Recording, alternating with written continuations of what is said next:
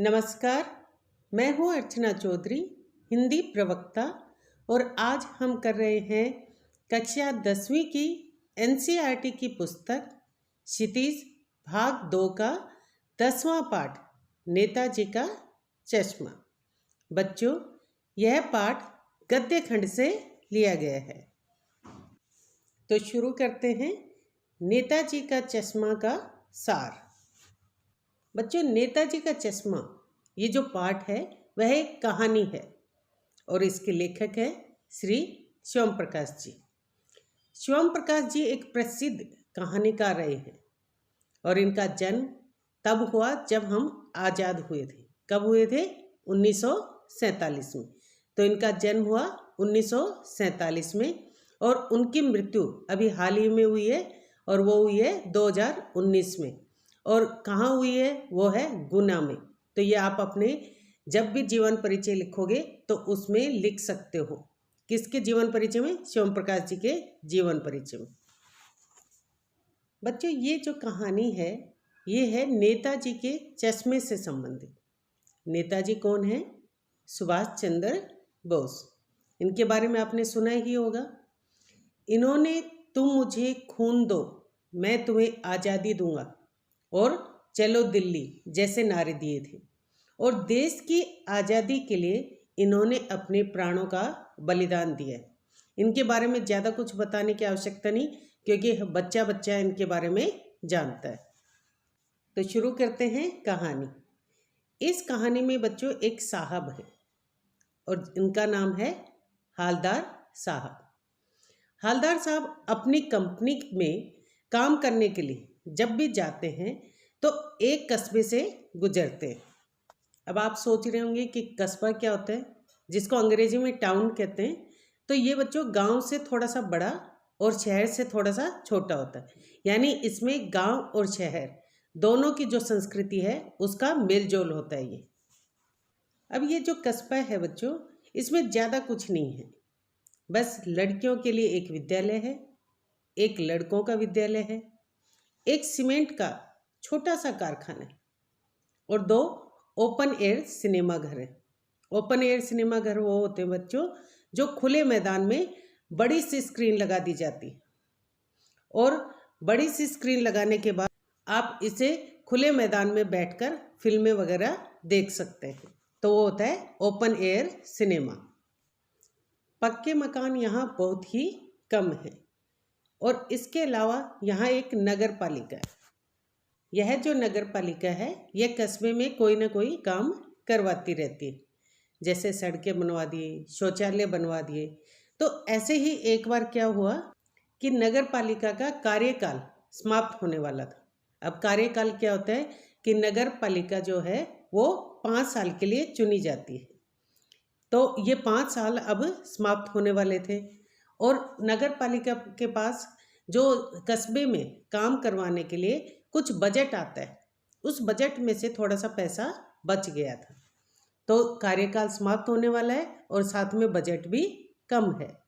तो बच्चों, अब ये सोचा गया कि ये जो बजट है इसको इतने कम समय में किस कार्य में प्रयोग किया जाए। तो बच्चों, बोर्ड के एक अधिकारी ने अपनी देशभक्ति दिखाते हुए उसने क्या किया कि सलाह दी कि चलो इन पैसों से नेताजी सुभाष चंद्र बोस की मूर्ति बनाई जाए। अब क्या है कि मूर्ति को बनाने के लिए अनुमति तो लेनी पड़ेगी। तो इस अनुमति को प्राप्त करने के लिए, अनुमति यानी परमिशन, तो परमिशन को प्राप्त करने के लिए क्या किया गया? फाइल को आगे बढ़ाया गया। अब फाइल एक अधिकारी के पास गई, उसके बाद दूसरे अधिकारी के पास गई। इस प्रकार एक अधिकारी से दूसरे अधिकारी तक पहुँचते पहुँचते फाइल को काफ़ी समय लग गया। अब बोर्ड का जो कार्यकाल था यानी जो समय अवधि थी वो खत्म हो रही थी। समय बचा था सिर्फ 1 महीना और बजट भी बहुत कम था। तो ऐसे में कस्बे के एक ड्राइंग मास्टर जिनका नाम क्या था? मोतीलाल। उस मोतीलाल को मूर्ति बनाने का काम दिया गया और ये काम बहुत ही जल्दबाजी में किया गया। अब बच्चों, किसी ऐसे कारीगर को ये काम दिया जाता जिसको इसके बारे में ज्ञान है, तो उसको बनाने में समय भी लगता और समय के साथ साथ उसको लगाने में यानी बनाने में उसको पैसे की भी ज़्यादा ज़रूरत पड़ती। तो ऐसे में ना तो उनके पास समय था, किसके पास, बोर्ड के पास, और ना ही बजट था। तो उन्होंने यह निश्चित किया कि एक जो हाई स्कूल के ड्राइंग मास्टर हैं उनको ये काम दे दिया जाए। तो बच्चों, मोतीलाल मास्टर जी ने क्या किया कि उन्होंने 1 महीने में संगमरमर की मूर्ति तो बना दी, परंतु पत्थर से पारदर्शी चश्मा मोतीलाल को बनाना नहीं आया। पारदर्शी वो होता है बच्चों जिसमें आप देख सकते हो, जैसे कांच का होता है ना ग्लास, वैसा ही। तो वैसा चश्मा बनाना पत्थर से उन्हें नहीं आया। तो मोतीलाल जी ने क्या किया कि उन्होंने बिना चश्मे के ही संगमरमर की मूर्ति को कस्बे के चौराहे पर लगा दिया। अब बच्चों, मूर्ति कैसी बनी थी? मूर्ति की जो ऊंचाई थी वो 2 फुट थी। 2 फुट कैसे? जब टोपी की नोक से लेकर कोट के दूसरे बटन तक वो 2 फुट ऊंची थी और संगमरमर की बनी हुई थी। और इस मूर्ति ने कैसे कपड़े पहने हुए थे? फौजी वर्दी में। तो फौजी वर्दी में थी और संगमरमर की बनी हुई थी। तो इस प्रकार मूर्ति को बनाया गया। तो बच्चों, अब हमने ये तो जान लिया कि ये मूर्ति किसने बनाई, कैसे बनाई। अब हम आते हैं हालदार साहब पर। तो हालदार साहब कौन थे? एक कंपनी में मैनेजर थे और वो उस कस्बे से हर 15वें दिन गुजरते थे। उन्हें पान खाने का बहुत शौक था, इसीलिए वे इस कस्बे में पान खाने के लिए पान वाले की दुकान पर रुकते थे। उन्होंने जब पहली बार मूर्ति की तरफ देखा था तो उन्हें बहुत आश्चर्य हुआ। आश्चर्य किस बात का? कि मूर्ति जो थी वो संगमरमर की थी और उस पर आंखों पर कैसा चश्मा लगा हुआ था? असली काले मोटे फ्रेम का चौकोर चश्मा लगा हुआ था। तो इस बात का उन्हें बहुत आश्चर्य हुआ। आश्चर्य किस बात का? कि मूर्ति संगमरमर की और चश्मा असली। और चश्मा कैसा था? चौकोर मोटे काले फ्रेम का। अब जब उन्होंने ये मूर्ति देखी तो उन्हें, किसे? हालदार साहब को कस्बे के लोगों की देशभक्ति पर बहुत गर्व अनुभव हुआ। बच्चों, गर्व इसलिए अनुभव हुआ क्योंकि उन्हें लगा कि जो मूर्ति है वो है संगमरमर की और चश्मा है असली। तो यहाँ के जो कस्बे के लोग हैं वो शायद देशभक्त होने के नाते मूर्ति को बिना चश्मे के नहीं देख सकते थे, इसीलिए उनमें से किसी ने एक ने उस मूर्ति पर चश्मा लगा दिया होगा। अब आपको पता ही है कि हालदार साहब उस कस्बे से हर 15वें दिन गुजरते थे। तो अगली बार 15वें दिन जब वो उस कस्बे से गुजरे तो उन्होंने देखा कि मूर्ति पर गोलाकार चश्मा लगा हुआ है और ये चश्मा आकार में गोल है और पतले तार का बना हुआ है।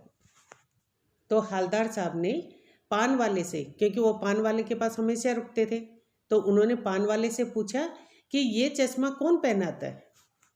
क्या ये व्यक्ति जो चश्मा पहनाता है या कोई नेताजी की फौज का कोई सिपाही है? अब ये बात जब पान वाले ने सुनी तो वो हंसने लगा। पान वाला कैसा था? थोड़ा सा काला था, मोटा था, लेकिन खुश मिजाज व्यक्ति था, हमेशा हंसता रहता। और जब हंसता तो उसका जो पेट है वो हिलता रहता था और हमेशा पान चबाने के कारण उसके दांत थोड़े से काले और लाल दिखाई देते थे। बच्चों, जब हालदार साहब ने चश्मे वाले के बारे में पान वाले से पूछा कि ये जो व्यक्ति है जो चश्मा लगाता है वह कोई आज़ाद हिंद फौज का सदस्य है क्या? तो पान वाला हंसने लगा। वह बोला कि यह तो पागल है, वह क्या जाएगा फौज में, और हंसने लगा। तो हालदार साहब को पान वाले द्वारा देशभक्तों का इस प्रकार मजाक उड़ाना पसंद नहीं आया और उनके मन में जो कैप्टन था उसकी देशभक्ति को देखकर उसके प्रति सम्मान के भाव उत्पन्न हो गए। तभी जो पान वाला था उसने क्या किया कि गली में आ रहे एक व्यक्ति की ओर इशारा करते हुए बताया कि यह जो व्यक्ति है वही कैप्टन है। कैप्टन कौन? जो मूर्ति पर चश्मा लगाता है। अब हालदार साहब ने देखा कि जिस व्यक्ति को लोग यहाँ कैप्टन कहते हैं वह व्यक्ति कैसा है, दिखता है। तो वह देखने में एक साधारण सा पतला सा व्यक्ति है। वह लंगड़ा है। उसके आंखों पर चश्मा लगा हुआ, सिर पर गांधी टोपी पहनी हुई है और उसके एक हाथ में छोटी सी पेटी है और दूसरे कंधे पर एक लकड़ी थी जिस पर चश्मे टंगे हुए थे। पान वाले ने बताया कि यह जो व्यक्ति है कैप्टन, उसके पास कोई दुकान नहीं है, उसकी कोई चश्मे की अपनी दुकान नहीं है, बल्कि वह गली गली घूमकर चश्मे बेचता है। तो हालदार साहब ने सोचा कि ये जो चश्मे वाला है नेताजी की मूर्ति को बिना चश्मे के शायद नहीं देख सकता था और इसीलिए उसने अपने पास से एक असली चश्मा मूर्ति को पहना दिया होगा और अगर किसी ग्राहक को वह चश्मा पसंद आ जाता होगा तो मूर्ति का चश्मा ग्राहक को देता होगा और फिर दूसरा चश्मा मूर्ति पर लगा देता होगा। हालदार साहब के मन में कैप्टन के प्रति आदर के भाव उत्पन्न हो गए उसकी देशभक्ति को देखकर कि वह व्यक्ति जो है कैप्टन बहुत ही साधारण व्यक्ति है, उसके पास अपनी दुकान तक नहीं है, वह गली गली चश्मे बेचता है, लेकिन फिर भी उसके मन में देशभक्तों के प्रति इतना अधिक आदर है कि वह मूर्ति को बिना चश्मे के नहीं देख सकता था।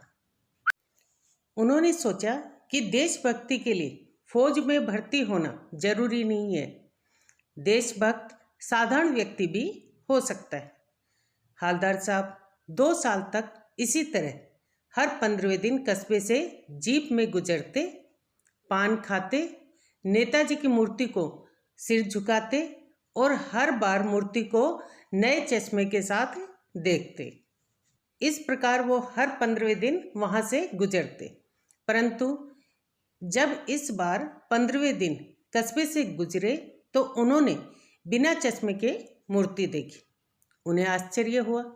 जब पान वाले से पूछा तो पता चला कि जो चश्मा वाला है वो मर चुका है। हालदार साहब अत्यंत दुखी हो गए। उन्हें महसूस हुआ कि अब वे कभी भी मूर्ति पर चश्मा नहीं देख पाएंगे। इसीलिए उन्होंने निर्णय लिया कि जब वे कस्बे से जाएंगे तो वो बिना रुके वहाँ से गुजर जाएंगे। न वे पान खाएंगे न मूर्ति की तरफ देखेंगे। इसीलिए उन्होंने ड्राइवर को जीप न रोकने के लिए कहा। परंतु जब गुजरे तो अचानक उनकी नज़र मूर्ति पर पड़ गई। मूर्ति पर सरकंडे का चश्मा लगा हुआ था, ऐसा चश्मा जो बच्चे बना देते हैं। तो शायद वह चश्मा किसी बच्चे ने बनाया होगा जो नेताजी की मूर्ति को बिना चश्मे के नहीं देख सकता था। बच्चों, सरकंडा एक लकड़ी होती है जिससे टोकरियाँ वगैरह बनाई जाती हैं। जब हालदार साहब ने सरकंडे का चश्मा मूर्ति पर लगा देखा तो उन्होंने तुरंत जीप रोकने के लिए कहा और वो जीप से उतरकर मूर्ति के सामने जाकर अटेंशन खड़े हो गए। वे भाव विभोर हो गए। वे यह सोचकर प्रसन्न थे कि हमारे देश से अभी देशभक्ति समाप्त नहीं हुई है, वह अभी भी बाकी है। बच्चों, इस कहानी से हमें शिक्षा मिलती है कि जो हमारे देशभक्त हैं उन्होंने हमारे देश को आज़ाद कराने के लिए अपने प्राण तक त्याग दिए, तो उन देशभक्तों का सम्मान अवश्य होना चाहिए। साथ ही देशभक्ति होने के लिए किसी पद या ओहदे का होना आवश्यक नहीं है, अर्थात जो सेना में हो उसी में ही देशभक्ति हो ऐसा आवश्यक नहीं है। यह देश के हर एक व्यक्ति में होनी चाहिए, जैसे कैप्टन चश्मे वाले में थी। तो यह थी कहानी नेताजी का चश्मा। अगले वीडियो में हम करेंगे बाल गोविंद भगत का सार। इस पाठ के संक्षिप्त प्रश्नोत्तर का वीडियो मैं पहले बना चुकी हूँ, तो उसका लिंक मैं डिस्क्रिप्शन बॉक्स में दे दूँगी, वहाँ से आप देख सकते हैं। उम्मीद है आपको ये वीडियो पसंद आया होगा और अगर पसंद आया हो तो इसे लाइक करें, शेयर करें और मेरे चैनल अर्चना चौधरी हिंदी क्लासेस को सब्सक्राइब करें और बेल आइकन को दबाना न भूलें, ताकि मेरे अगले वीडियो के नोटिफिकेशंस आपको तुरंत मिल जाएं और आप परीक्षाओं की तैयारी कर सकें। धन्यवाद।